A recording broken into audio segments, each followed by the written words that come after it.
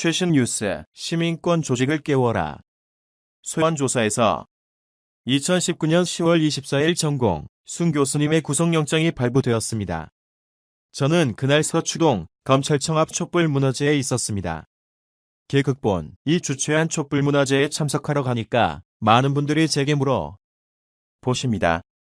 정 교수님 구속영장이 어떻게 될 것 같냐? 곧 구속영장이 발부된 뒤에도 많은 분들이 이제 어떻게 되는 거냐? 고 우리는 어떻게 하냐? 고 하십니다.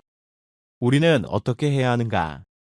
우린 앞이 보이지 않는 전쟁을 치르고 있다고 생각하고 있었습니다. 입력. 원자가 임명한 윤석열이 삼성을 잘 수사하고 있었으니까 검찰총장이 되면 적게 수사 제대로 하겠지.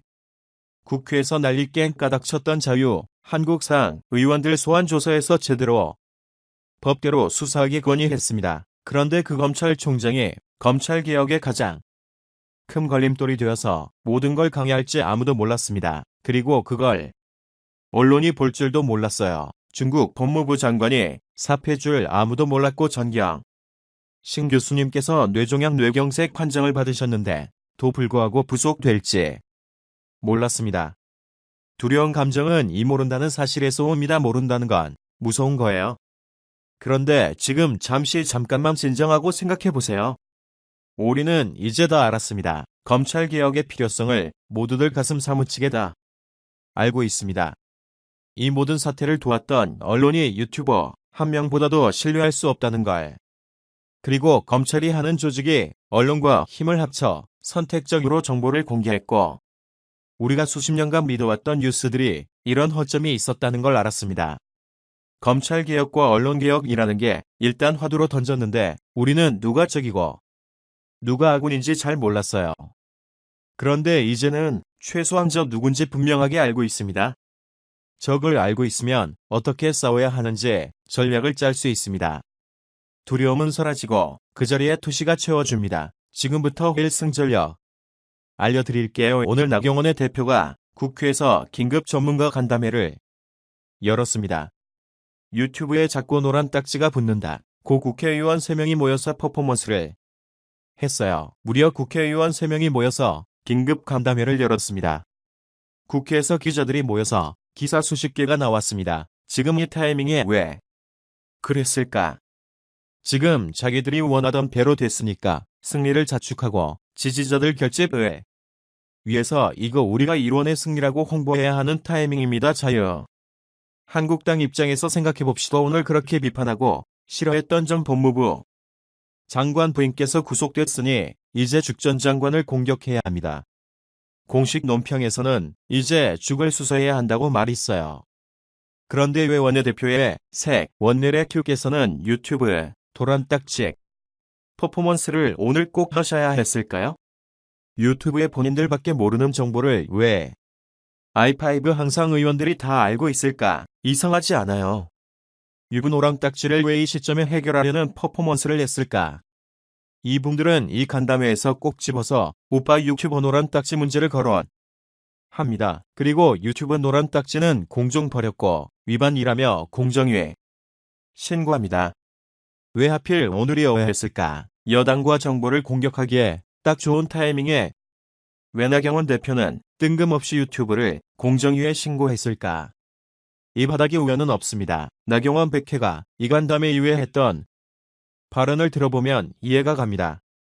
정경신 교수를 구속에 이르게 한 힘은 오키와 유튜버 이익이 크다. 공이 크니까 뭔가 도움을 주고 싶은가 봅니다. 자유한국당에서 절대로 특정 유튜버랑 거래를 했을 리는 없을 테고 그냥 고마워서 그런 걸 거예요. 그냥 순수하고 깨끗한 마음으로 노란 딱지가 붙어서 술기가음에 반토막 나서에 연 4월에 있을 총선까지 운영하기가 힘든 유튜버들이 불쌍 있을 거예요.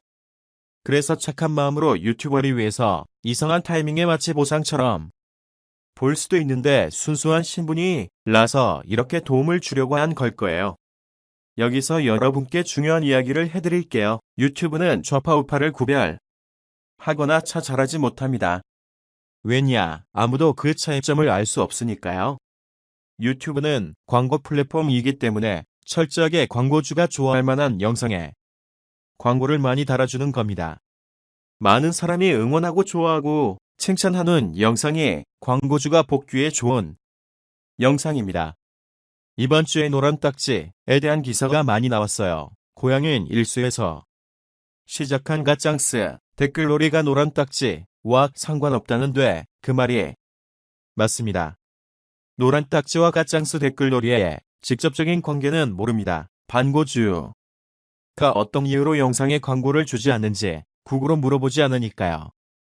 광고주가 싫어하는 채널이나 영상과 키워드에 대해 그 이유를 구글이 물어 보지 않으니 작년이 어떤 영향이 있는지도 모릅니다. 그냥 데이터만 있는 거예요. 갓장소 댓글놀이를 시작했 전과 후에 유튜브에 어떤 변화가 있었는지는 그 결과가 알려줍니다.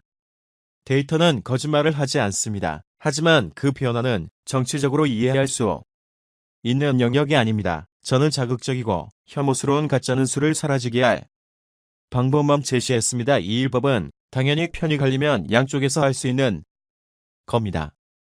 양날의 검이 없고 이기는 쪽이 숫자가 많은 쪽이입니다. 우리가 이긴 거예요. 저는 깨어있는 시민의 힘을 믿었습니다. 그래서 지는 건 생각하지 않았어요. 반드시 가짜뉴스는 사라지고 그 자리를 좋은 콘텐츠가 채울 거라고 믿었습니다. 그리고 우리 소비자는 그냥 가짜뉴스가 유튜브에 있는 게 싫었던 거예요. 그래서 우리가 영상이 계속 끊임없이 댓글을 달고 의견을 표시하는 겁니다. 이제는 모든 유튜버들도 관심을 가지고 자기 목소리를 내야 합니다. 이제 갓장스 때문에 일반 유튜버들도 모두 피해를 보고 있으니까요.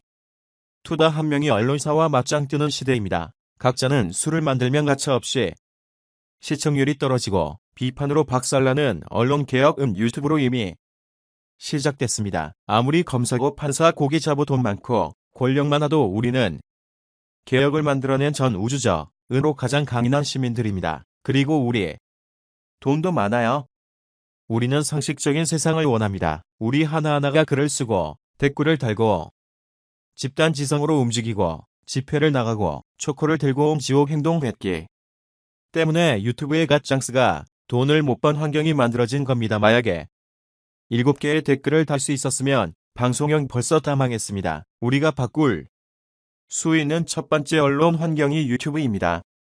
그런데 이번에 검찰개혁 이슈로 언론 신뢰도가 바닥을 치고 주류 언론이 유튜브가 됐어요. 유튜브라는 새로운 언론 환경의 생태계를 모르기 때문에 접해 그리 두려운 겁니다.